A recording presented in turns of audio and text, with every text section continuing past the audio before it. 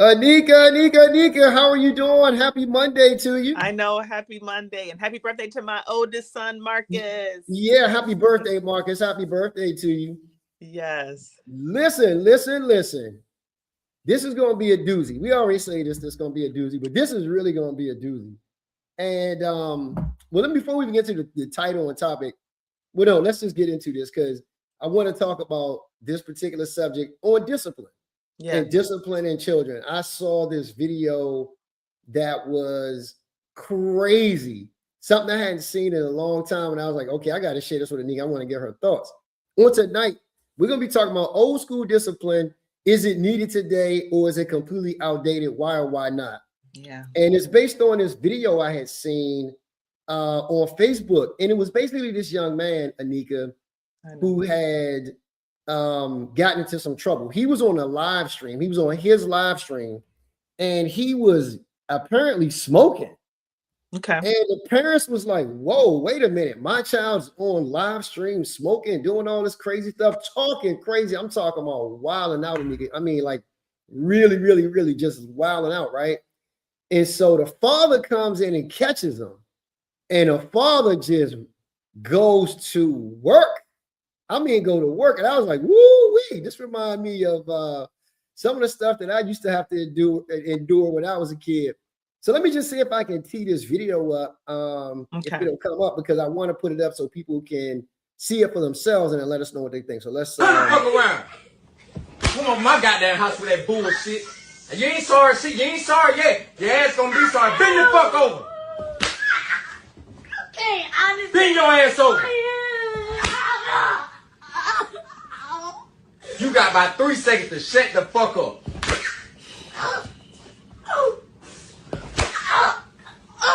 Get your ass down now.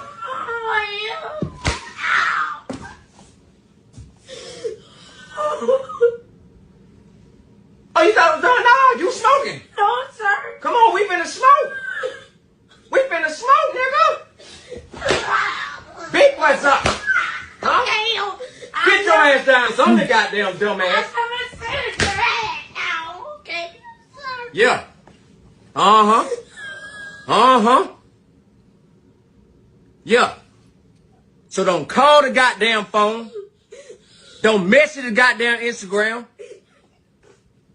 And you won't see him at school. Now get out the fucking line. Cry again, nigga. You want to cry when your ass was disrespecting your mom? Okay, Nneka. I know that was rough for you. Now listen, both you and our children of the 70s. You probably was really good, so you never got your butt beat. But because you miss goody two shoes over there, so I know you never ever got in trouble. But over here, Nneka, and over here in Johnson Land, I had to take that trip down Beltway Lane a couple of times. Woo. And maybe more than a couple of times because I had a hard head. So you know what they say about hard heads. Yeah. And yeah. So they in case some of you haven't heard this is an old school saying hard head makes soft ass. Yes. And I got really soft ass right about now because Yeah, Nneka. So listen, I'm gonna go first on this one because I know this one's a little. Most mothers probably, this is tough for them, but fathers, we don't see this all as a tougher deal. I didn't see anything wrong with it, to be quite honest, and I'm gonna tell you why for a couple of reasons. We're gonna get straight into it. Okay. And I remember being younger, and my parents they weren't strict parents, but they were very serious about what they said, what they meant, what they said they meant, and what they meant they said, right? And so when they said, look, this is how we run our household. We don't put up with all that talking back. Don't be talking under your breath. Don't even think about cussing. And don't think about cussing at them. That was like death right there. Yeah. But on today, and these times today, Nneka, we'll see where children, you'll see them from time to time cussing their parents out, talking back to their parents, just completely disrespecting them. In the school system, it is horrible. I don't know how. I got some friends of mine who are teachers and administrators, and I always say to them, I could never, ever be an administrator or a teacher in a school because I don't have that type of patience. That's not my ministry, right? I just couldn't deal with the constant barrage of the children, just trying to berate you and say these crazy things to you. I've seen where teachers who had to fight the children. And for me, I can't imagine fighting somebody's child because it probably wouldn't end well for their child. Right. And we've seen, with teachers just didn't end well for them. But I say that to say this because some children, Nneka, I think they need this type of discipline in their lives. Not all children need it because not all children behave this way. Going back to the video, the young man was on his live and he was smoking at one point.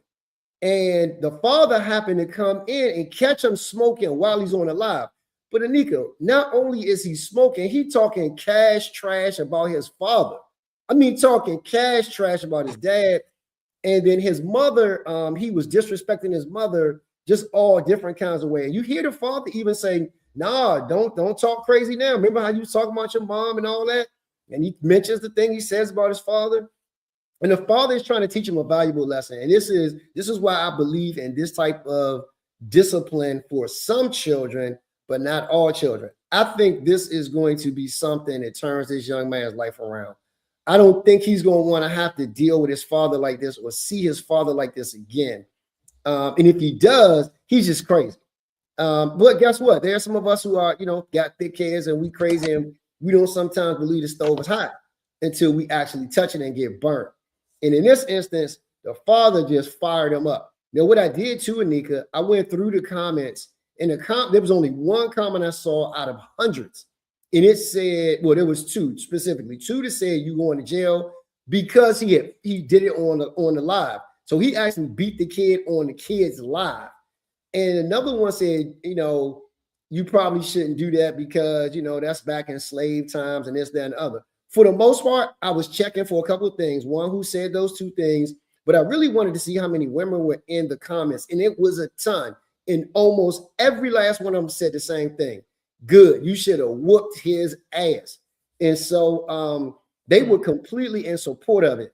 But when you and I kind of exchange words, you had a little bit of difference of opinion. So tonight we're going to talk about this. And the question is, how do you guys feel out there? We really, really want to hear from you. I want to hear the parents weigh in. Even if you know our parents would love to hear you weigh in. What do you think about this? Do you think we should bring old school discipline back? Or is the new school parenting okay with you? And Nneka, we'll start with you and have you chime in because you are the clinical professional here.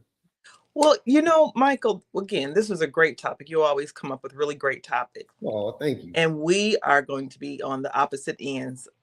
Oh, come on, Nneka. Come to the dark side. No, we're on the complete opposite. Even aside from being a therapist, a mental health professional, just as a parent, I just feel like, what does that solve, right? You're teaching your child to be abusive. I get it. You want obedience, you want respect. And I don't think that's a way to get it. I mean, I think there's other tools. I just don't agree with old school disciplining because I feel like there's other ways to discipline a child without corporal punishment. I mean, protective services is going to be knocking at his door. I guarantee you, because that was abuse. That was downright abuse. And my thing is, kids are going to do stuff. I don't tolerate disrespect with my kids. I may talk them to death. When they do something, I'm going to talk them to death. And they probably will want to just get a good old fashioned whooping. But I'm going to talk them to death because I feel like there's growth potential, learning potential in everything that we go through. And I feel like if he was talking junk about his parents, why? If my kid was talking junk about me, I must have done something. Because it's not like you want to blame it all on the kid. And when people bring their kids to therapy, Michael, what they do is they bring them and say, fix them. And a lot of times people are bringing their kids to therapy because that said parent or parents have done something. I'm not saying kids, should just get away scot-free. They should not be disciplined. But 9 times out of 10, a kid is acting out as a function of what they're going through, right? And the fact that the dad went in on that kid like that, again, I just don't feel like it's necessary to beat, because that was a beating. That was a beating. What are you teaching them? What did he learn? What did he learn? What did that kid learn? I don't feel like he learned anything. Yeah, he gonna remember the whooping, but and how bad it hurt. But what was the message after that? I don't feel like you should ever discipline your kid angry. You should never, because you could hurt them. You could really hurt them. Why? I mean, that's always my motto. Do not discipline. If you're gonna hit, if you're a hitter, don't discipline while you're angry. I guess I just don't agree with hitting kids. I don't think it solved anything. Yeah. So I mean, so honestly, for me, you asked what did the kid learn? I think he learned a couple of things. I think he learned that number one, there are actions or consequences for your actions. You cannot get out here and just be acting a fool out here doing whatever.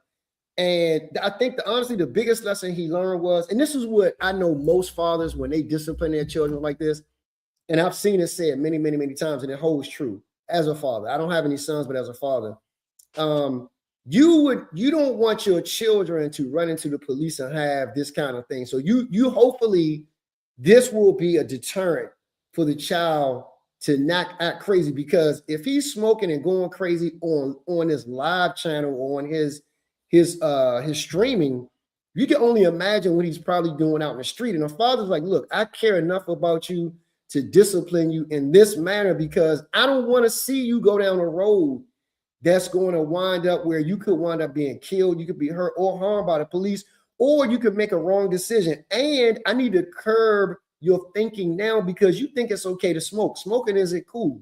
You're a child. Do you know what that's going to do to your lungs, to your health, so forth and so on? You're out here also disrespecting your mother. I know my mom and my dad, they weren't together when I was younger. They weren't together probably hardly any of my life. And my father never played that. That was the one thing most children probably fear this, is that your mother call your father, and your father now has to discipline you. Now, I did have an issue with that, because it in your mind, you start to develop this thing in your head that the only time I'm going to see this man is when it's time for me to be disciplined. So you develop this kind of thing for him, this kind of disdain, because when you see him, it's not going to be a pleasant visit. It's always going to be about discipline. And I think there has to be a balance there. And I think, in doing my research here for tonight, that was one of the things I wanted to bring to the table, is that I think there has to be a balance. You can't always spank your children. You can't always beat your children. You can't always whip your children. Sometimes it calls for talking. But I'm telling you, Nneka, I, as a child who didn't always take to just listening, it was the physical part of it that helped me hear very clearly. I mean, very clearly. It's not like getting your ass whipped to help you clear out your ears to be able to hear and understand properly. Duress, there's something to be said for duress. I don't believe it's necessary for every incident, though. It's not something that should be applied across the board. It shouldn't be something that you just go to as your regular everyday tool. You have to have other tools in your belt besides just whipping, yelling, fussing, and cussing at your children. Because guess what? Some people have testified that even a physical beating is bad, Nneka, but you know what sometimes is worse? A mental and a verbal beating. Oh, for sure. Those stick with you forever, because guess what? You get beat, the scars are going to heal. A mental and a verbal beating, sometimes those things never go away. They stick with you for the rest of your entire lives. And sometimes, I mean, I've been involved in some of all three of these things. And I understand that, sometimes the mental and the verbal stuff, it weighs on you just as, in some instances, I'll be honest with you, Nneka, I wish that I would have just had a physical thing, because it only lasted for a few minutes, as opposed to a verbal or mental thing that lasts with you for a lifetime. Yeah. But the reality is, Michael, and I hear you, the reality is that was a beating. Yes. He could have, that kid could have hit his head. I mean, anything in the heat of passion like that, anything could have gone wrong, because that father was angry. And think so? I absolutely. I stand by. You should never discipline your kid when you are wilding out. You mad, because you could go too far, and that too far could cost that kid his life. And I get it. You don't want your kids smoking. We don't want our kids repeating any bad behavior that we may have gone through, right? And I'm sure that father was probably, thinking about his life and where he was, and projecting some of that anger onto his kid, because he feels like, I don't want him to go down the path that I went down. And I get that. Or there's and probably that his father did the same thing, or so on and so forth. But I feel like at some point we got to try something different. And I just don't feel like having a beating. I feel like teach them about, the dangers of smoking and drinking. And again, even when you do that, it's up to that said child to decide what they're going to do when they leave that house. It's up to them. So I feel like an education, punishment, whether you take away, I mean, I get it. People want their kids to fear them. And I feel like you can get your kid to fear you without causing so much physical pain. Like I said, I will talk my kids. We will have a history lesson on why you shouldn't do this. If you do this, this is what can happen. And if you are tempted, and again, I just don't agree with corporal punishment. And that's what that was. I remember growing up on Detroit's West Side on Robeson Street. There was this father, and I would look out my window, and he had boys. When I say Michael, he would beat those kids till they bled. I would be like bleed, bleeding. Wow. Bleeding. That man was such an angry man. I mean, he would have the kids doing all these different chores, and maybe they didn't get something right, and the punishment didn't match the crime, right? And so I would see these kids, and then as a young person, I knew that did not seem right. So I would be looking out my window watching. But as a kid, you don't know. You know what? You should call the police. I'm gonna tell you, if that said kid came to my office and said my father beat me and I saw marks, I would call protective services, and that kid would be removed out of that house. I'm a mandated reporter, so I would have to call protective services and say, this is what happened. And I've done that before, and I don't like to have to do that. And I let the parents know, like, this is what's going to happen. They're going to come to your house. They're going to investigate it. Like, why go down that road? Why not educate? I get you want to invoke fear. You want your kids to discipline. But I feel like the primary goal in any situation is for growth and self-regulation. I get you want them to be obedient. You want them to respect. But at the end of the day, what's the primary goal? What's the primary goal when you're disciplining your kid? With any different situation, I think that's what people have to consider. What is the primary goal in this situation? I think it's to deter the child from doing something that's going to cause them some long-lasting damage, and to have them to not have to endure consequences that they don't want to incur. I mean, when I looked at this father, Nneka, you know what I saw? I didn't see this guy as being mad or whatever the case is. You know what I saw? I saw a lot of disappointment, because the father obviously he watched his son, first of all, go on his live stream and say all these different things and do all these different things, which I'm sure was embarrassing to not just him, but to his wife or to his mother, the child's mother. And I think he was like, I gotta cut this off now, because this boy thinks this is okay. And part of it too, Nneka, what I saw, and this is what I inferred, right? Because I don't know all of the background on the backstory, whatever, because they don't have all that. So I got to guess these things. But this boy appears to have been going down the wrong road with the wrong people. And he's online getting validation, or trying to get validation from these other people to try to seem cool. And I think the father's trying to teach him, this is not the way you go about being cool. By coming on here, smoking, talking trash about your mother and about your father. That's not how you do. That's not how you do things. You're not respecting your parents. That's not what you do. And I need to curb this right now. I'm gonna tell you why I didn't think he was upset, because Nneka, I'll be honest with you. If he was upset, and I could tell of course the dude is much bigger than his son, but if he was upset, I think he could have choked him. He could have threw him around. He could have punched him. He could have done any of these things. But we saw one thing that way, and I made sure I paid attention to this video and watched it a number of different times before we came on today. The one thing he did that was very, very consistent, he hit him with the belt, and largely, if you look, he didn't try to hit him in the face with the belt. He didn't try to hit him in the arms with the belt. He didn't hit him on his legs. He didn't try to smack him. He didn't do any of that. He hit him on his butt. It was very consistent. In fact, a lot of people commented, they said about his accuracy, how he made sure for the most part not to hit him anywhere else except on his butt. And I said, man, I know if somebody's upset at Nneka, you can black out, like you said, and I agree with you 100%. And I don't think you should discipline. Let me say this. I agree with you 100%. You should never discipline your children when you're upset, because it just The situation just gets exasperated. So you should never do that. And you could black out. You're right. I agree with you 100% and lose it on your child. I didn't see this with this guy. This guy didn't look like he had blacked out. He was looked like to me very clear about what he was trying to communicate. He was very clear about why he was doing it. He wasn't doing it to hurt this child. He never cussed. He cussed at him, but he wasn't cussing at him, if you know what I mean. He didn't call him any names.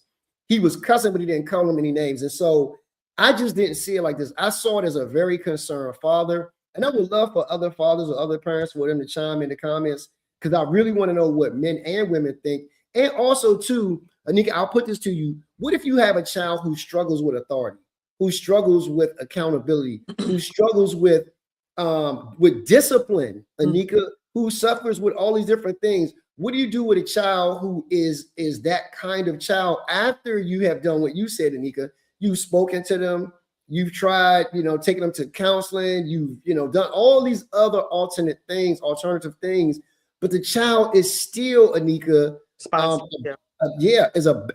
put it with a ghost together. This child is a bad child. You can see it. Now listen, we all, Nneka, and you've seen this because you do, you're the professional here. You've seen bad children. Sometimes parents don't want to reconcile with the fact that your child is borderline a damn demon. Let's just put it with a where the ghost can get it. I've seen children. I grew up in Southeast Washington, D.C. like you. I grew up in the projects, and I actually still serve in that area where I grew up at for my church. And in Washington, D.C. right now, Southeast Washington, D.C. still has not the highest, amount of murders in the country, but there are too many deaths in Washington, D.C. D.C., Nneka, is not that big. For most people don't realize this. Right. Washington, D.C. is a very, very small city compared to all the other major cities. In fact, it may be the smallest of all of the major cities when we take into size and proportion and population. And there are so many kids here, Nneka, who are not afraid of death. They are not afraid to shoot somebody without consequence. They're not afraid to beat somebody to nothing without consequence. And this always replays in my mind. What happens, or what would that child have been different if the father had been more, or I guess exercise a little bit more discipline? And I say, from my standpoint, from where I sit at, from what I went through, I believe the children will be much different. I believe children will be just different in general, all the way around, if not just the mother, but the father. But I know most mothers, they aren't going to do this because they're more nurturing. But then again, there are some mothers who they'll go there. So I don't want to discount what they will do, but for the most part, it's usually men who are the disciplinarians, especially in situations like this. But I just do believe some children, Nneka, they need this to help them not go down the wrong path.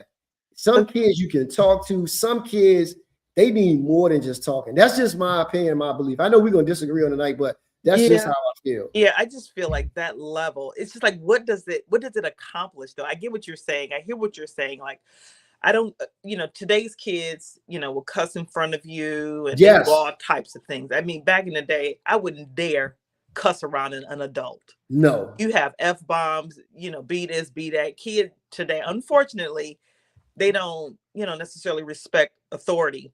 And I understand wanting your kid to be respectful, but I think sometimes we got to recognize they're still individuals.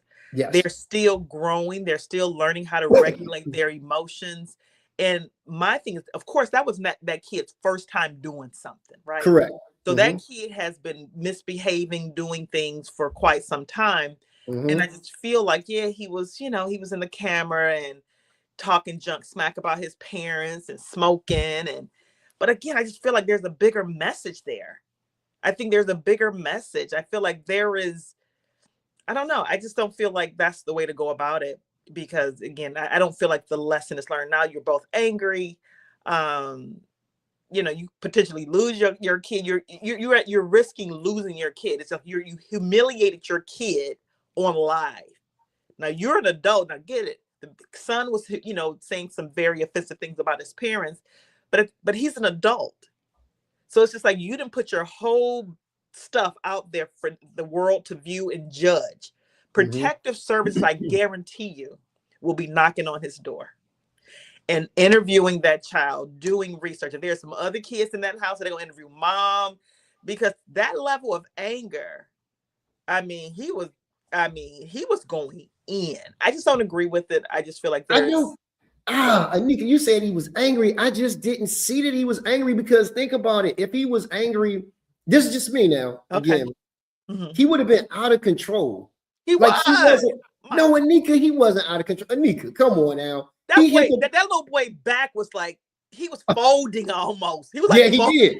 he But was I think, folding him. yep, he did try to fold him up because he wanted him to understand that you cannot behave like this. It's not good for you as a child. And what happens, we know this, Nneka, when children are corrected or disciplined as children, they become to be the type of adult that are dangerous. I mean, they are absolutely dangerous. They'll say anything, they'll do anything. They become bullies as teenagers, they'll be bullies as adults. They'll wind up being people who actually victimize other people. And so you want to curb that. You don't want your child to grow up to be that way. I just think about this, Nneka. I think about people I know who should have got their ass whooped a whole lot because the type of individual they are right now is horrible. It's horrible. Somebody should have corrected that early on in life. The Bible talks about sparing a rod that you spare the child. And you see it. You see children who are ungrateful, Nneka, because they haven't been disciplined. You give one of the things I'm a proponent of now, going just kind of looking backwards.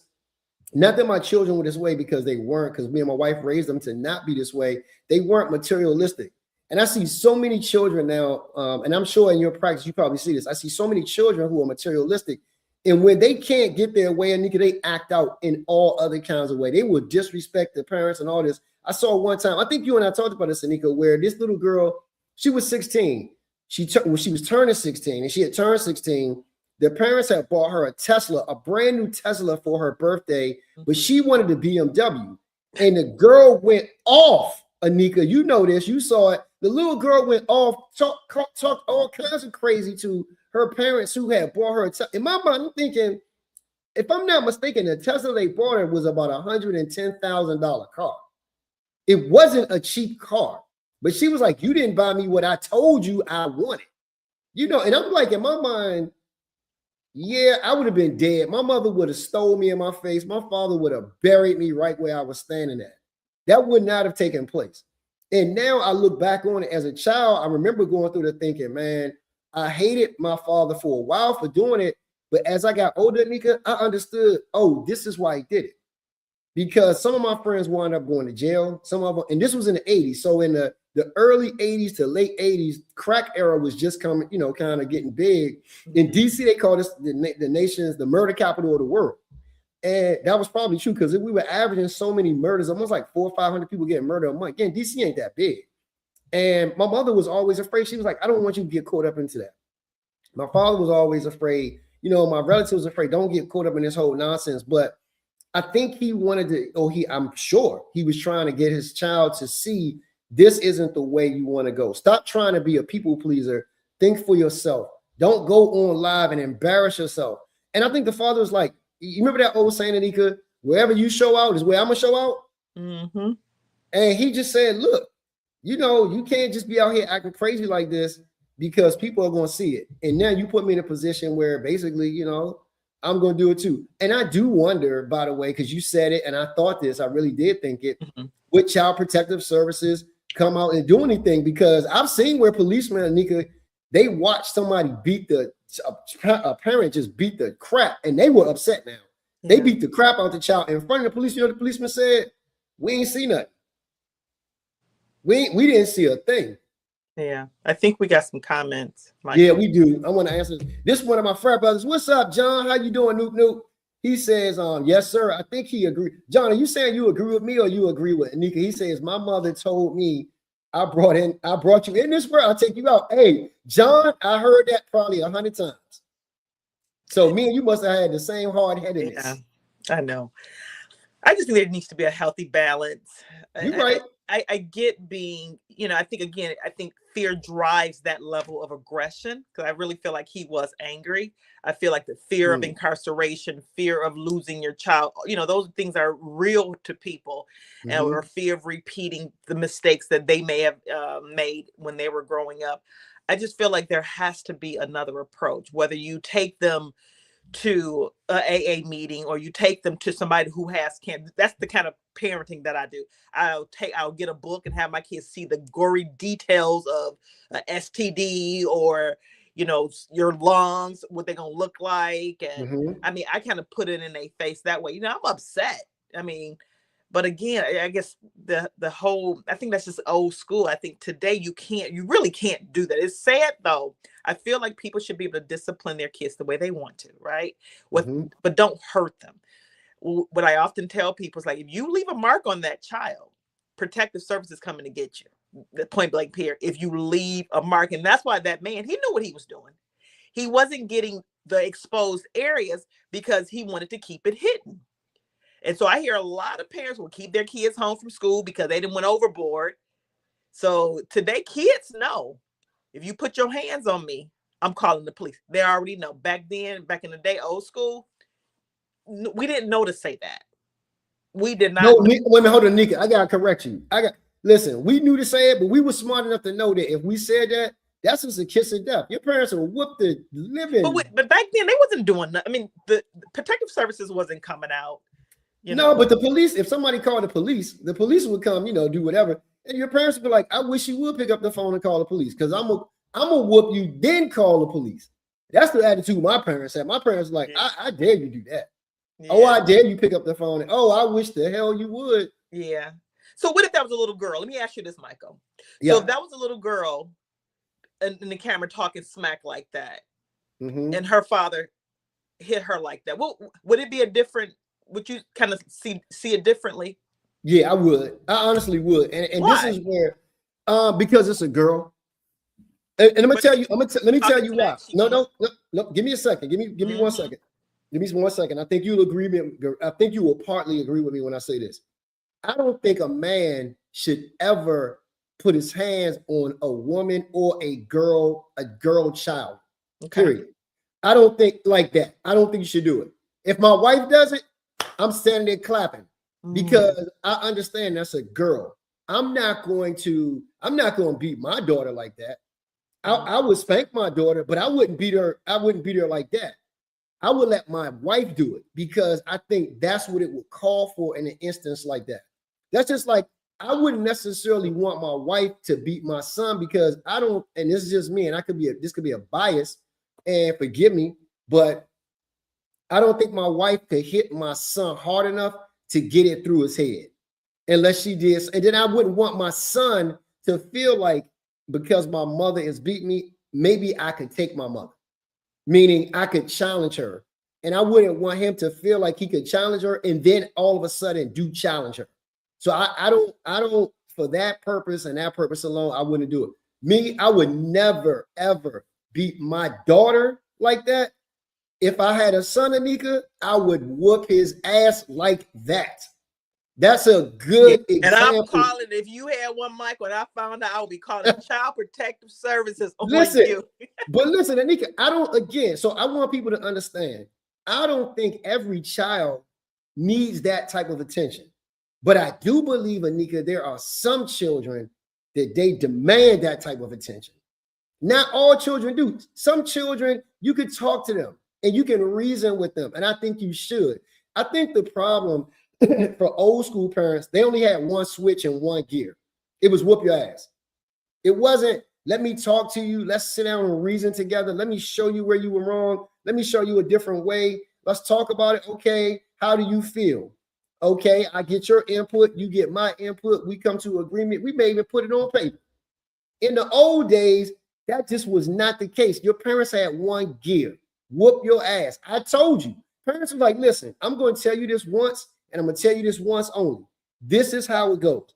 If I got to tell you this 2 times, and God forbid I tell you a 3rd time, it's going to be over. And I do believe, Nneka, that wasn't the right way.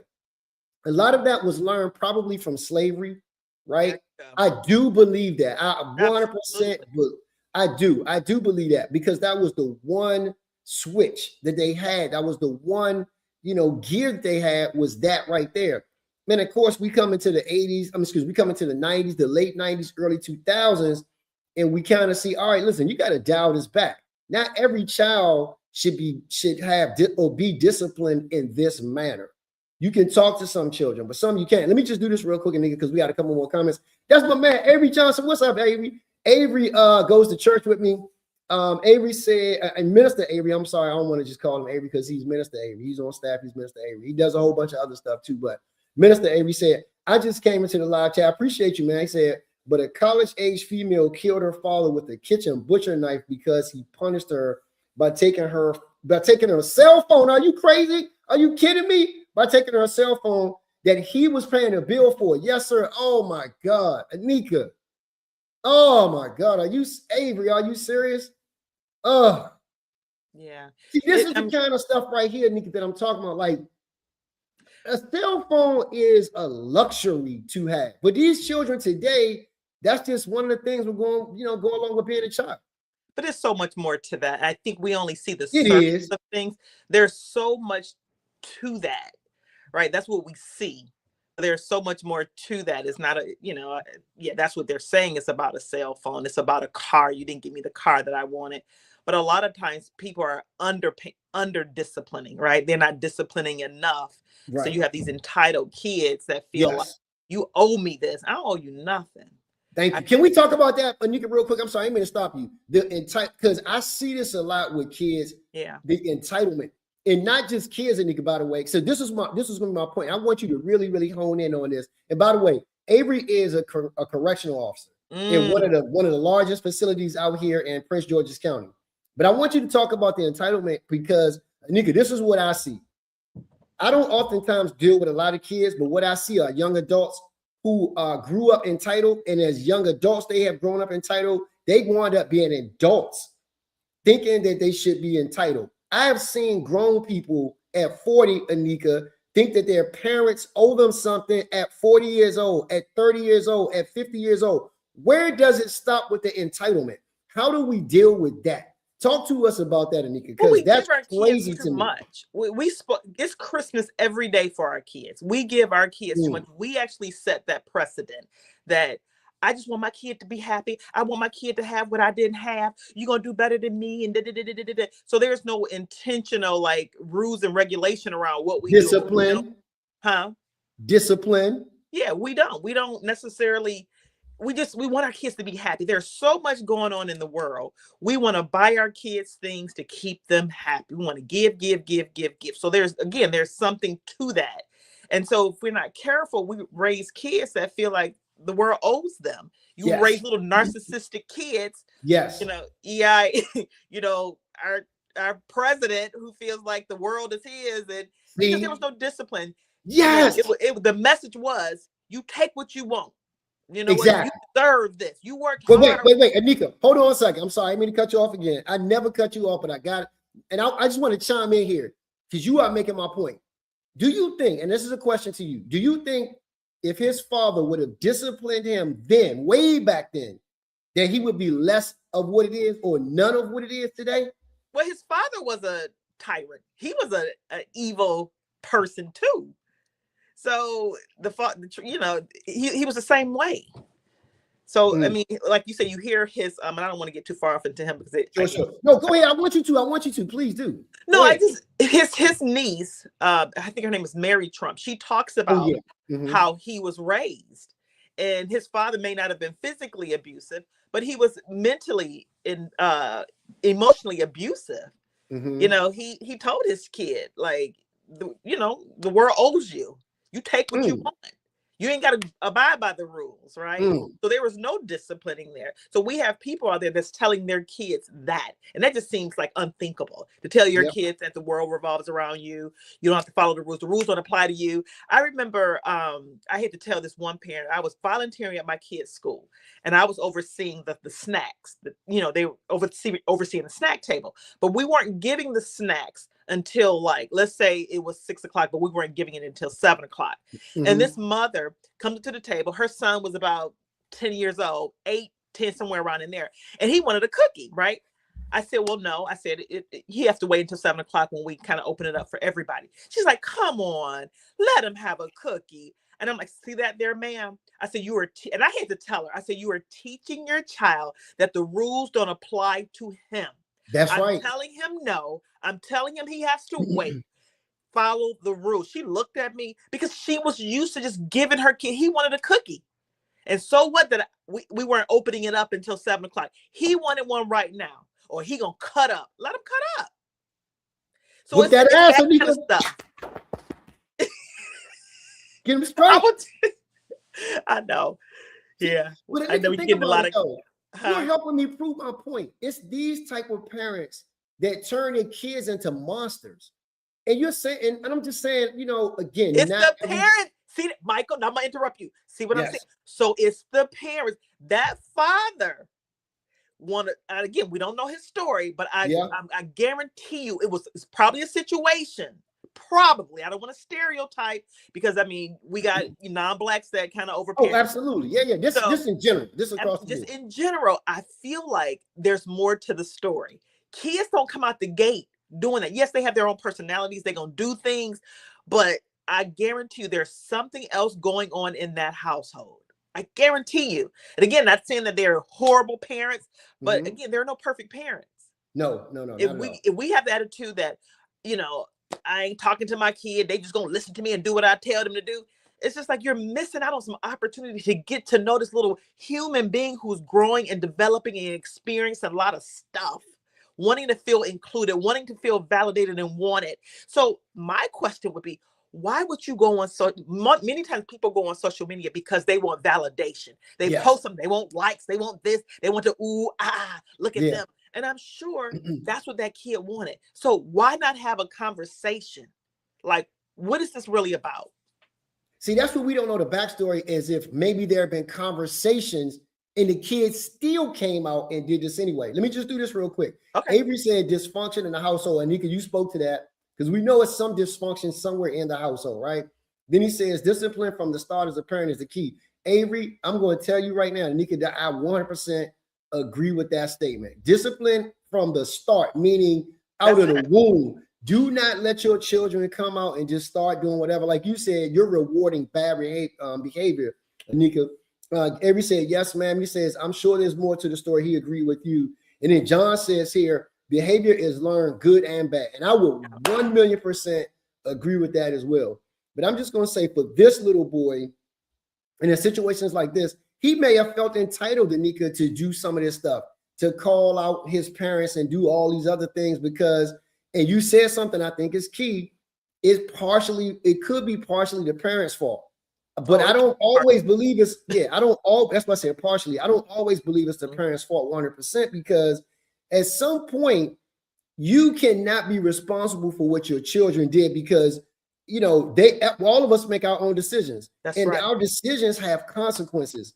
This young man, like you said, I believe this, Nneka, he was looking for validation. And he thought he was going to get all this validation in the stream by talking cash trash about his parents and saying this, that, and the other about how they ain't this and they ain't that. Meanwhile, these people were probably, I'm sure, because he had clothes on his back, it looked like he had a roof over his head. I'm sure they were taking care of his other needs. And that's not to say that's all a parent is supposed to do because that's part of the job. The other part is nurturing the child. But there's also, too, Nneka, the discipline part. Because we don't want our kids to wind up being like what we see at the White House. You know, and that's not just the leader, but we've seen a whole slew of other people who have come behind him that are the exact same way, right? And we don't want to reward monstrous behavior. And that's what's happened for too long. Nobody disciplined them. Nobody told them no, as you said, Nneka. Nobody told them you can't do that. No, you can't just take something from somebody. There's no pleasing thank you. Yeah, you got to ask for permission. You got to wait until they give it. And guess what, Nneka? Sometimes they might tell you no. So you may not ever get it. So it's just your way to just go about beating them down and taking it from them. That's not how the world works. That's not how society or civil society operates. You have these type of people, and that's why I'm saying, Nneka, I just honestly believe it. Some people got to get that ass whooped so that they know. But I'm not saying kill them, Nneka. I'm not saying abuse them. I'm not saying that because I get what you're saying. I don't think you should abuse a child. I don't think you should beat a child or discipline. Actually, I don't think you should discipline a child, period, when you're upset. Meaning don't even talk to the children while you're upset. Just wait till you calm down. Because we know that your children could elicit something and call out something or call up something or conjure up something in you by saying something. Like if you're already pissed and they say, well, whose fault is it anyway? What? I mean, you could just flip in a second, you know, just anything could flip. So you gotta, to your point, and I 100% agree with this, you should not ever discipline your children while you're upset. I think you shouldn't even talk to them. Nope, you shouldn't. Yeah, let it cool off and then go talk to the children so that you're more in control. Because what happens is you could like you said earlier, you could easily lose control. And once you have lost control, we don't know where the situation ain't is no turning back. No, ain't no turning back. You didn't left a mark. Yeah. A scar. Yeah. Now, I mean, now it's this, Nneka. Now it's I ain't gonna beat you with a belt. That's why I said the man to me wasn't upset, because I know as a grown man the kind of punishment I could inflict on my child. If I want to really hurt my child, Nneka, I could punch him in the face. I could break a bone. I could throw him down some steps. And I'm saying this because I've seen all of this done before the children. So I watched this guy with intention spank him. Now he whooped him. He whooped him. I mean, he gave it to him, but he didn't go out his way. He didn't hit him on the back like with a lash. He didn't hit him in the face. Man, Nneka, so when it's kids, our parents will beat us with whatever was close by. If it's a race car track, remember them little, I don't know if you ever played with the racetrack things, them little, they was, oh my God, I get chills thinking about this. My parents never beat me with it, but I seen my friends I got beat with belts. I never got beat with a race car track, but it was that little skinny race car track that the car, if in the chat or in the comments, if y'all remember this, the little race car track, you had to put them together piece by piece. Yeah. Man, the parents would take one of the things, Nneka, oh my God, I seen my friends get beaten. Them things left marks on you. Them things cut you. On the first hit, you cut blood everywhere. It's a crime scene. Yeah. Oh, that's what it was. Thank you. Avery said it. The Hot Wheels tracks. That's what it was. Yeah. Real quick. So John says there's a lot of unreported sex abuse. That's true. That creates some of these situations. That's 100% true. And then Avery again responded with the Hot Wheels. Avery said he got beat with the racetrack. So with the Hot Wheels, them things hurt me. I can't imagine being hit with oh God, I've had friends. Woo, their parents with Nneka. Their parents didn't have no limits. They would hit you wherever. You running from them, they'd catch you on the back. They'd catch you on your. Some parents would beat their children on their hands on the front and the back, slapped in the face, punched in the face, all that kind of stuff. That's why I said this guy, I didn't think was out of control. It was very controlled, and it could look like he, look like it. But when I consider in my mind all the different ways, Avery just said it. Thank you, Avery. Extension cord. I never got beat with extension cord, but I had some friends. Nneka, their parents beat them with extension cords. Again, Avery, you going down the line. He said extension cords, tennis rackets. I mean, parents would hit you with a shoe, with a broom. It was whatever was available to them. But remember, Michael, in school, the teachers could whoop you too. Oh, Nneka, listen. They can hit you too. Now, listen, Nneka, when I was growing up in school, you are absolutely right. I personally feared my teacher. His name was Mr. Jameson. I will remember. In elementary school, I will remember this. I can see his face. I can see everything. I remember they said when you got it, they will call your name on the loudspeaker. So-and-so, I'll just use my name. Michael, report to the principal's office. And everybody be like, ooh. And you get to that principal office, and this principal, his name is Mr. Jameson. He didn't have a ruler. I mean, he didn't have the paddle. He had taped together 10 yardsticks, stacked them up. Nneka, you can hear the crying from his office, and you can hear him. He wouldn't even yell. He would just be talking to you. He would be literally teaching you while he was beating you. I mean, and he never beat me because I didn't have him kind of problem. Because he said to me one time, I'm gonna tell you this one time, Michael, you seem like a good kid. Don't make me have to whoop your ass. You seen what I do here to these kids. That was enough for me. I was like, you got to worry about me. I'm good. I'm good. We had an art teacher. His name was Mr. Murray, and he named his paddle. He was the art teacher, so he made like the arts and crafts. So he made his paddle, and he would look at it, and he would have the kids hold the desk. He would go, and he would go in front of the whole class, or he would take them out into the hallway, and it was horrible. And I'm thinking today we would dare think of a teacher or anybody for that matter. And I think back in the day that was the whole old school discipline. Everyone got a lick in. I don't care Yep. if you was a neighbor, if you see Yep. your child acting out today, you better Yep. not touch my kid.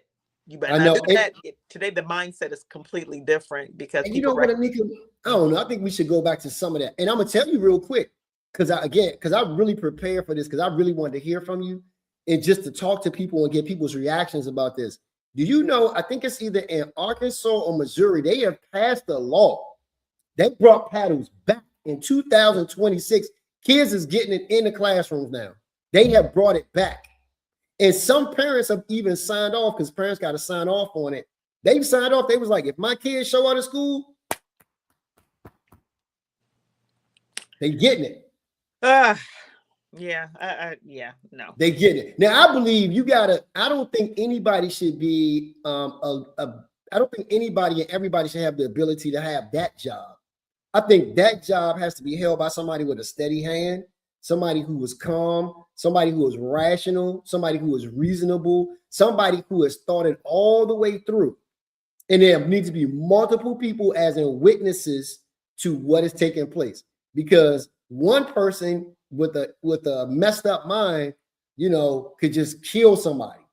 I mean, literally kill somebody. Yeah, but that goes to police brutality. And I think a lot of times when you think about slavery and just it just being the norm, it was normalized to beat and hurt and leave marks. And I just feel like I don't want to perpetuate that. And it's just like, you got police brutality. It's just like we kind of set this precedent. In this case, we're talking about African-American parenting. Because again, I mean, that's just reality. No, not African-American parents. And it's parenting. Hear me out. Okay. No, a lot of, when you think about, I'm not saying that Caucasian or non-Black people don't do it, but I really feel like historically we have been very, very strict because we don't want our kids to fall in any kind of trouble. We know that they're judged more harshly than our white counterparts. And so we do go in a little deeper. Not saying that white people don't, because they do in other ethnic groups. I know Middle Eastern parents, they they sometimes can, go in. But I'm just saying, I just feel like we perpetuate that by, we beat our sons or what have you, and then the police beat them, and it just becomes normal. Everybody wants to beat me into submission, and I just feel like it's not cool. Let me ask you a question, because I heard you say it a couple of times, so I want to ask you this, and I want to ask people in the comments too. Let me do this real quick. Avery said, no matter what it's called, old school parenting. Yeah, you're right, old school parenting.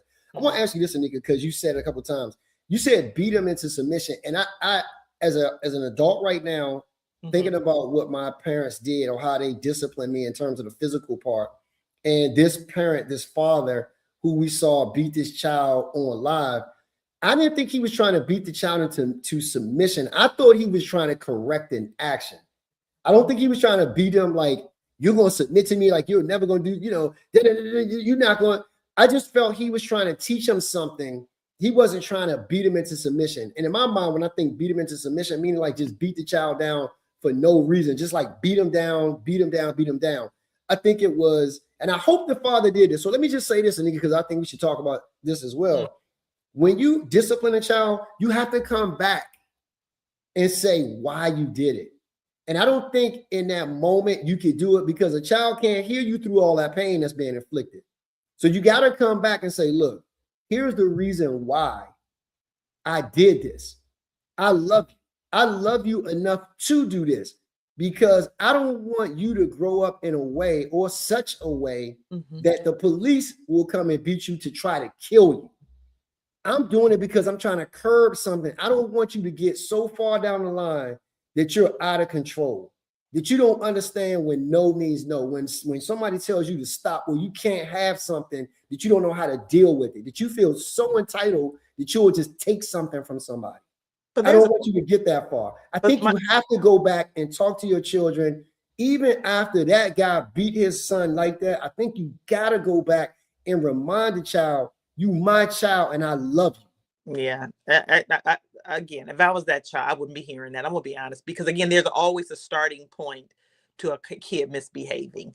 And I feel like there was a buildup of, or probably, of not really locking in, because we can be so busy working and trying to provide and we miss it. Again, there are no perfect parents. I get that I'm sure he loves his kid, But again, I'm standing by. I don't feel like it ever requires that level of disciplining. I just feel like it's a starting point to that. Like, have you overlooked or, things that he has done, or have you not been home? I'm just speaking in general. I don't Yes. know their story. Are you been working a lot, and have you not been listening to your kid? Have you not been spending time? Have you been you and your wife, have y'all been at each other's throat? And like, what is this child modeling? Is he's modeling something? Like, again, I'm not blaming the parents solely, but that kid is reaching, he's getting that from somewhere, But so I get that, it's but been Nneka, influenced in some kind of way. I get that. I get everything you said. But there are some kids, and you notice it because you see kids way more than I do. There are some kids, Nneka, who are just innately bad. They're just bad kids. It doesn't. The parents could have done all the stuff in the world. They could have given them all this and all that. They could have been the most loving parents. Okay. There are some children, they like the streets. For whatever reason, they're drawn to the darker parts of things as opposed to the lighter parts of things, if you will. They're drawn to kids who like getting in trouble. Some kids, Nneka, we know this, they go and they flock towards gangs and gang-like behavior because they want to fit in. They want to fit Not in. because, it's satisfied with their parents, because they may be ostracized by kids at school. They may be talked about. They might be talked down to. They may be discarded like trash. When I was younger, Nneka, and I know they did this in Michigan, I don't know what they called it, but we called it, some people call it the dozens. We call it joning in DC, where you would joan on people and talk about people so bad. Like, I know I was good at joning. I was really good. And I would make people cry. I gave it to everybody. I gave it to girls. I gave it to boys. I gave it to everybody. And sometimes I look back on it and I say, daggone it, I made those people cry and I hurt their feelings. And I did it because I could hear people laughing. So I thought it was funny. So I did more of it. So I say that to say that's a form of bullying, by the way. And I'm not proud of that because I did that when I was younger. Right. But I say that to say that some kids to not be bullied or to not look like they don't fit in, they go the whole way of just doing all this craziness and this crazy stuff to stand out because they think people will approve of that. They think that's a way of being invited into the clique, if you will, and being a part of that group as opposed to being, with the nerds or the geeks or the freaks or whoever else is on the outside. Right? They want to fit in and they'll go to whatever lengths to do that. A lot of kids will do that. And again, it has nothing to do with the parents. It's just sometimes the kids get caught up. Oh, absolutely. But there's a teachable moment there. You got some comments, Michael. Yep, let's go through that. Thank you, Nick. I appreciate that. Okay. So John says, I was being a class clown. My teacher got me with the paddle, okay? With the holes in it. Now that hurt because I've been hit with one of them. And he says, yes, counselor with me. The principal got me. They called my mother and she came and tore my ass up in front of the class. And when I got home, she wore my ass out. Now, here is the kicker. All the teachers and the principal and the counselor taught my mother. So Avery says, John, wow, they all had the green light. And they obviously had the green light. And then there's my friend Bella. Hey, Bella, how you doing, young lady? Bella says hello to everyone and good evening. Hey, Bella. So, yeah. But can you ask John though? Well, let me ask John. So yeah, you ask him. You right there. As a result of that, John, how did you feel after that? Did you rebel any? Did you understand why everybody got a lick on you? Like, what was the result after all that happened? That's what I'm curious about. Cause that's a lot. You know what? I'm not as curious as you because I think I can guess the answer. I think John got his stuff together immediately. And no, but I want to know the feeling. I want to know after the feeling. Okay, yeah. You know what? That was necessary. I mean, as a kid, you're not going to say that, but as you grow up, sometimes you don't say. I know they say the physical wounds disappear, right? Yep. But you remember though. You remember that there. You can remember that. Like, how does that impact you when you engaging in relationships? Do you have problems? Regulating your emotions because you were whipped by everybody. Like, what's the result of that though? Did you have a lot of aggression? That's what I'm curious about. Like, but you know what, Nneka, I think that's a wonderful question you just asked. I would love to just put that to everybody in the comments, just our audience in general, because I think that's a good question. And I also wonder if that lived with, or it lives with people, or traveled with people, or still does to this day. Like for me, and I'll say this because I'm one of those who got spankings, I got it. I got it. And I never, as an adult, I fully understood my parents loved me enough. That was an action of love, not one of hate, right? And so for me, as an adult looking back today, I'm grateful that my parents disciplined me. I am really grateful they did, because I shudder to think about the type of individual I could have been, or I would have been, because I mean, to be left to my own vices. Nneka, when I tell you I would be joning on people and making them cry, my wife would tell you this. We were at church one day. It was a young lady I grew up with. I'm not going to mention her name, but I think I must have been about 30 something years old. I have kids. She sees me with my wife in church with my kids. I'm active in church. I'm real involved. And she tells my wife, she was like, and now we good after all these years, but she tells my wife, she's like, your husband used to make me cry. And I was like, oh, stop playing, girl. She was like, Michael, used to make me cry. I never saw her cry, but what happened was, this is what I found out, and I felt bad, Nneka. This is why I don't like seeing this happen today. She told me I wouldn't cry in front of y'all, but when I would go in the house, I would be bawling, because I felt like you was just tearing me down, this. And honestly, I wasn't tearing her down. I felt like I was making people laugh. And that wasn't the right way to be as a child. But children do dumb things like that. And let me just get to Vella. Vella says, woo, my mom had a brown belt that she used faithfully until my brother and I hit it. Now that would have made my mother real mad. Hey, Vella, did your mother? I know, right? Hey, Vella, did your mother ever find the belt? I would love to know that answer. And then my sister said, you don't look those people at the time, look at those people at the time, but then you realize that your mother had a village. Yep. And then Bella says, I'm grateful that my mother was the beater and my dad was the talker. See, that's what I feel. Yep. And I ended up beating my children and talking more. So, and then, Vella, and I put this to the parents or to the folks out here as well. As a parent, if you had to discipline your child, are you regretful that you did it? Or do you know in your heart of hearts right now that it was the right thing to do? Nneka, I'll let you chime in. What do you say? Well, I wasn't a physical. I mean, I may hem you up a bit. No, whoa, wait, Nneka. Yeah. What's hem me up a little bit? Come on now. I may take you like this and get in your face. I may get in your face, but I just... Did you say a couple of things? Yeah. Okay. But I'm not gonna. I'm like, if you don't, I'm gonna lay you out. Okay. Right. I knew I wasn't gonna lay them out. Right. I remember one time my son say, "Why would you do that?" Because again, he was still like, "Why would you want to do that to me?" Because the thing is, I never hit him. So when he said that, it was so funny, Michael. I'm like, "You're right. I'm not gonna do that." He said, "But." Oh, that's too funny. He said, "Why would you say that?"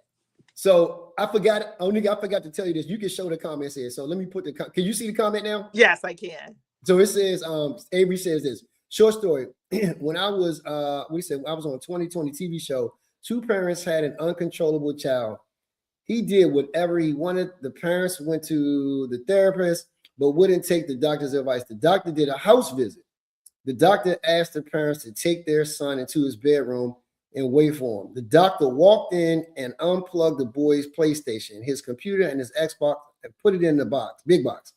He took the posters down, took his bicycle, took his football, basketball, and baseball. I don't know if it was any more to that. Was there any more to that?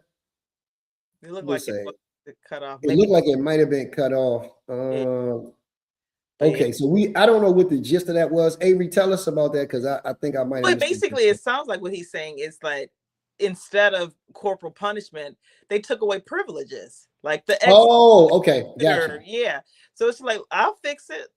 Let's take everything. It's what Avery says to Nneka. She jacked her son. Yeah, Nneka wasn't being truthful with us, y'all. She was only telling us a little bit. No, but again, I didn't hit. I didn't hit. Like I said, I'll get you in a corner. It was like, square up. Pretend, but I just couldn't. And then my mother was basically, the way she disciplined, it was through talking. It was, because I didn't want to disappoint her. You know, when my parents divorced, you know, I didn't want to be a problem. And so I got in trouble, but it wasn't a beating. It was. You were a good girl for the most part. Yeah, I was. I'm gonna be honest. I was, because, you know, I just didn't want to get in trouble. Yeah. I love my dad. I did not want to be like him. I didn't want to be like him. My father loved me, but my father got in trouble a lot. And I looked just like him. He has a lot of kids, but I looked just like my dad. Wow. And when we were, you know, my parents were married, I was his riding buddy. I used to go with him everywhere. But then he, you know, as I got older, I was kind of like, you know, my father, he was just be hidden for no reason. I'm like, why you do that? Okay. Wow. So, let me get to some more of these comments, because we rolling in the comment section. So John said, I understood that my mother made me understand I was to go to school, get an education, embarrassed, but I maintained a 3.9 GPA, graduated top. So obviously that worked for him. That was a corrective action, and he made the change, because he was like, hey, I can't get too many of these ass whoopings. I gotta get myself together here. And look, it turned out for the better for him. And then it says, Bella says, laugh all loud. Yes, definitely a balance. And Avery said, didn't need to hit him. It worked. Yeah, because again, some kids you don't need to hit. Yeah. And then my sister says this. She says, nope, because it's the question that we asked nigga. Nope, no regrets, because I'm doing the best I know how. Yep, and I agree with that. My boys are respectful and growing into wonderful young men from what I can see. Their mother also has a village, and that's absolutely correct, and I can attest to that. Okay. You know, yeah. Again, you know, some kids need that physical interaction. Some kids just get, you know, you can just talk to them and they're going to be fine. I know my daughters, for the most part, my middle daughter, especially, she was like, if I raised my voice, she was crying. I didn't really have to do a whole lot with her. I could just talk to her and say, look, don't do this again.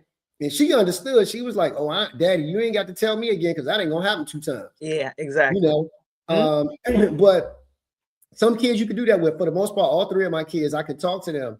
But I've been around kids, Nneka, and I'm like, man, you can't talk to these kids. You got to whoop their ass because they're not listening. They are doing what they want to do. And it's to your point. It's the parents. The parents have reinforced this bad or this negative action. And they positively affirmed it and said, oh, that bad thing you did, that's good. Like you said, look, you're not getting cookies until everybody else get cookies. And the mother be like, well, he's such a good boy. It's okay. They won't mind. Go ahead and give my son a cookie. Meanwhile, the other kids are looking like, didn't you just tell us 10 minutes ago we're not getting cookies? Why is he getting cookies? And so the mother is exactly. But I guess the other thing, I wanted to make a point about, man, it escaped me. Man, it left, but yeah, okay. Anyway, we'll figure it out. But let me just say this, guys. Thank you so much, first of all, for commenting, jumping in the comments. Although, you know, we'll be done with the live, please, we would love to hear from you. We would love to hear what you have to say. Please do us a favor, like, share, subscribe to the channel. That's the only way we're going to grow. The algorithm loves it when you do that. Please tell other people, again, share with them. Tonight's broadcast is brought by yours truly, JL Michaels Custom Clothing. We can make everything you want and some, image consultant styles, all that kind of good stuff. Everything you need, come check us out, www.jlmichaels.com. We are the official sponsors of the Mandatory Podcast with Mike Johnson. And on tonight, my guest co-host, Mrs. Nneka J. Owens. Thank you guys so much for joining us. And for me, I'm going to say, and I'm letting Nneka have the last word. I always like to let the ladies have the last word so she can close us out.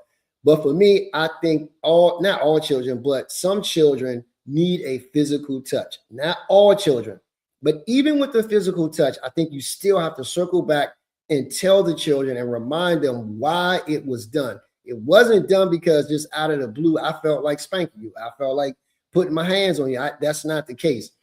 The case is I'm a parent. I love you. And I have to discipline you so you don't continue to make this mistake. A mistake that could cost you your life. It could cost you your future. You could wind up in jail. Any number of different things could happen. So I got to do something to thwart that. I got to do something to get in the way of you making a serious mistake. And so that's the only reason why I believe some children need it. other children who don't need it, please don't put your hands on a child or beat a child that doesn't need it, especially when you know you could just talk to them. Yeah. Talk to them, reason with them. We aren't one-track minded people. We have more than one gear. Use some of your other gears. Use some of your other tools. And guess what? If you don't have all of what it takes, go get some help. Get a Nneka J. Owens on your team to help you. Some people are not good parents. You got to learn how to do this. Parenting doesn't come like as soon as you become a parent. You don't automatically fall into knowing how to be a good parent. Some of us got to go get some additional help so that we learn how to do this the best way possible. And Nneka J. Owens is a great person to go to and get some of that type of help. I'm done with that, Nneka. We turn over to you and we up out of here. Yeah, I just think, again, I mean, just echoing what you said, I feel like you definitely got to use other tools in your toolbox. But I think when we do discipline our kids, we do have to ask the question. And I'm not saying we should blame ourselves, but I'm always of the mindset when my kids act out, I often look at myself. Is there something that I could have done to influence this type of behavior? And I ask my kids this question: is there anything as your mom that you need me to change, that I need to do differently? Because I know I'm not perfect. I ask them that all the time. I say, you guys got to take advantage when I ask you that question, because I know I'm not a perfect mom. If I'm doing anything that I need to correct, because for me, things can become normalized and I don't see it. I'm like, is there anything? And I think so often what we do is we inflict this fear, and as parents, we can overthink these things, right? We can have our kids laying in the ditch somewhere. We create these scenarios and stories, and it causes us to overparent.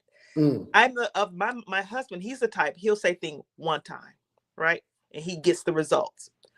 I feel like I say things over and over and over again because I'm so afraid. There's some anxiety that's there that says, I don't want, because as a therapist, I hear any and everything, right?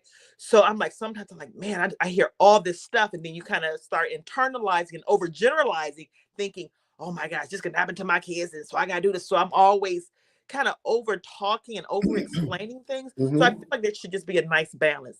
And ask your kid, because again, I feel like it comes from somewhere. If your child is acting out, like, I agree with you, Michael, sometimes kids, they have their own mind, they make their own decisions. It has nothing to do with us. But at the same time, as parents, we need to ask ourselves, what am I doing that I need to pivot? So I ask my kids that. So just, be curious about your kids, as opposed to just immediately, bringing out the switch, somebody said about the track. Before we go there, I still feel like let's have a conversation, because it came from somewhere. That's it. No, I agree with you. So before we go real quick, Nneka, I do have something I want to run by you and run past the audience. Before I do that, Avery said, I know that a person, JL Michaels, is a phenomenal haberdasher. Oh man, thank you so much, Avery. I appreciate that. And he says, great subject matter and podcast, man. Thank you so much. Appreciate you. Please, Avery, if you haven't subscribed to the channel yet, please make sure you do. Please make sure you comment. Well, you've already been commenting, but make sure you share with other people. But Nneka, and this is for the audience as well. Next week, Nneka, I need to talk about this because I need to know how you're dealing with this and how you're advising or counseling people to deal with this. So Chili from the group TLC, I know you saw it. I saw your head go back. She basically, at least it looks like, she's been lying a little bit. Yeah. She's been telling some little white lies, right? She has donated to the MAGA campaign, to Donald Trump. She has disparaged Michelle Obama. She's given to all of these right-wing MAGA folks. But she says she is not MAGA, and that she accidentally disparaged Michelle Obama because she would never, ever do that. And so my question to you and to the audience, because this has become such a big deal, can you be friends with somebody who has an opposite opinion or opposite belief, or they're of a different political ideology? Can you still be friends and maintain a relationship with them? And we're seeing, Nneka, that friendships, I'm talking about old friendships, they're getting killed. They are over with, done, because somebody believes one thing and then somebody else believes another. We saw during COVID, a ton of families fell out. They was like, I'm not coming to your house because I just found out you think like this, and I never knew that you thought like this. And so we're finding that Choices have consequences. So Chili right now is in some major trouble. Their tour is in trouble because she's on tour with Salt and Pepper and In Vogue. And right now, people are literally saying we want Chili off the tour. And people have decided they're not purchasing any tickets and they're asking people not to go. So Chili has actually gone out and on social media and came on and, you know, she said, you know, I didn't really mean to do that. I'm not MAGA. But what happened was, and the internet is fierce, the internet does not lose. People went out and did their research and dug up Nneka. They went and found her campaign contributions. They went out and looked and dug into her Twitter account, into her social media accounts to find out that she's made these different comments, these little slick comments about, I agree with you, President Trump. I'm glad you won. You know, all these different kinds of things. So now she's kind of walking back some things because she's realizing she's losing people, you know, hundreds of thousands of people are just saying, we're done with that. Yeah, the internet is undefeated. Thank you, Bella. The internet is undefeated. And so I want to talk to you next week because I'm interested to know, have you had clients come in and say, I don't talk to my parents anymore because they're Republicans and I'm Democrat and I can't believe that they would vote like that, or the exact opposite? Or ICE is out here, you know, getting these people and my mother loves it, right? How could my mother love to watch ICE do this to these children, to kill these people in Minnesota, to terrorize people at airports and all these other places? How could you support someone or a whole political system that aligns with that type of thinking? How could you be that way? Or how could you be the other way? Yeah, those Christian nationalists. Thank you. Yeah, you say you're a Christian, and this is something that Christians are having to have to deal with right now because we see a split in the Black church as well. Because you got a lot of Black pastors, Nneka, who agree with the White House, this current administration. They believe in that. They believe in 100% on that. And then you have a lot who say, ain't no damn way that I'm going to align with something like this. The Bible is clear. And this guy is not a Christian. He's already admitted for the most part, this guy is not a Christian. No, he's not a Christian. Mm-hmm. But you got Christians who stand behind him for one reason, and they pick and choose, you know, because they got the Supreme Court and they wanted to, you know, overturn Roe v. Wade. That was bigger than being, you know, all these other things. That one issue they sit on, and they're like, well, because he did that, you know, blah, blah, blah, blah, blah, blah. So I want to talk to you about that and figure out, you know, is that the right thing to do, Nneka? Can you really, really be friends with? Can you be in relationship with somebody who you find out is diametrically opposed to what you believe, you know, politically or any other kind of way, but especially in this climate, politically? Yeah. Yeah. Okay. Like you said, next week. I'll keep my comment to myself right now because I'm like boiling over on the inside, but I'll wait. Yes, look, I'm looking at your face. I'm like, okay, we got something here. Yeah, got something. Yeah. So tune in next week, guys. That's what we're going to talk about next Monday. I'm really, really, really looking forward to it. Nneka, thank you so much for being on again this week. Likewise. Appreciate you. Thank you for your expertise on this matter. Thank you, thank you, thank you. Thank you to everyone, to Avery, to John, to Vella, to my sister, to everyone who commented today. We really, really, really can't tell you thank you enough. We couldn't do this without you guys. So. You took the words out of my mouth. Okay, yeah. No, thank you. No. You took the words out of my mouth. I was just getting ready to say that. Thank you. We are out of here. You guys have a wonderful week. We are